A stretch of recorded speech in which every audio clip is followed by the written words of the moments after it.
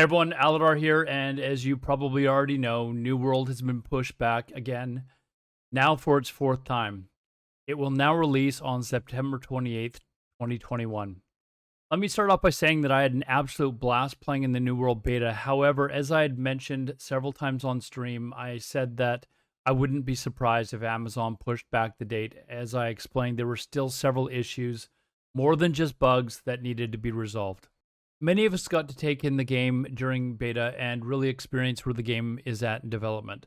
For me, someone who has been playing only MMOs since the launch of Ultima Online back in 1997, I've seen some of the worst launches in the history of the market. And in my opinion, this is the right decision. I've seen too many times what a bad launch can do to a game. I was there for Shadowbane, Age of Conan, Anarchy Online, EverQuest 2, Ion, and probably several others. A bad first impression can bury a game quickly and make it extremely unlikely to ever recover. The game is simply not ready. Was it fun? Sure, it was for the 2 weeks we were able to play it, but it's not ready. And when I said that I wouldn't be surprised if the game was pushed back, it was because of the experiences that I'd had in the past. I could see that there were still many issues in this game, much more than just the endless list of bugs. I'm talking about the types of issues that new players would see and would be driven away from the game. I'm talking about major issues that have a serious impact in gameplay.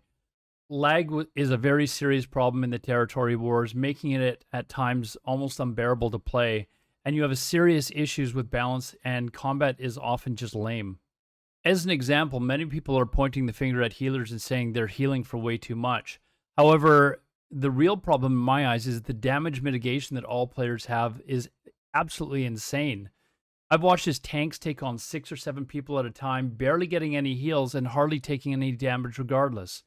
I don't care if you're supposed to be tanky or not. This is just completely out of whack. I don't care if you're in full plate with a huge shield, 7 people should be able to kill you basically instantly. Take away a good amount of that mitigation to make it somewhat reasonable, and you'll find that healers have a very hard time keeping people up. And don't even get me started with the ability to be able to drink health pots every 20 seconds, or the fact that you could just run away a little bit and eat a little bit of food and be back at full health in no time. This is on top of all the mitigation and healing. These mechanics really need looking at and to be adjusted. On the flip side, I also hope that Amazon understands that although there are some weapons that do feel particularly strong, rather than nerfing everything down to the same common boring denominator, raise the other weapons up so that everybody can feel excited about the weapons that they have. I've sat and watched a bow user literally chase someone halfway across the map and hit headshot after headshot, and it felt like he was barely doing any damage at all. 'Tis but a scratch. We're not even talking about how ridiculous it is that it's nearly impossible to kill someone who decides to tuck tail and run. And when they do, they can just chug health pots and eat some food, and they'd be back at full health almost immediately. And you're sitting there like, dude, I've hit you 20 times in the head with arrows, and you're still at 95% health. All right, we call it a draw. This is, in my mind, a very good decision by Amazon, and I'm glad to see that they weren't swayed by possible internal or external pressure, and knew that it's more important to put out a quality product. You only get one chance to make a first impression. My only concern is 1 month really enough?